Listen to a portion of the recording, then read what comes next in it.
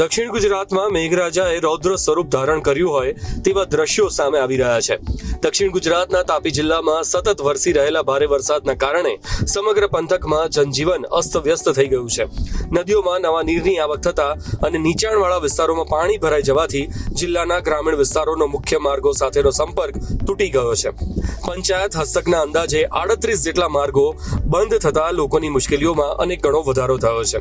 જિલ્લામાં વરસી રહેલા ધોધમાર વરસાદને કારણે તાપી જિલ્લામાંથી પસાર થતી મુખ્ય નદીઓ જેવી કે અંબિકા, પૂર્ણા, વાલ્મીકી, મીંઢોળા અને ઝાંખરીમાં પાણીની ભારે આવક જોવા મળી રહી છે। નદીઓ બે કાંઠે વહેતી થતા આસપાસના ગ્રામ્ય વિસ્તારોમાં અલર્ટ આપવામાં આવ્યું છે।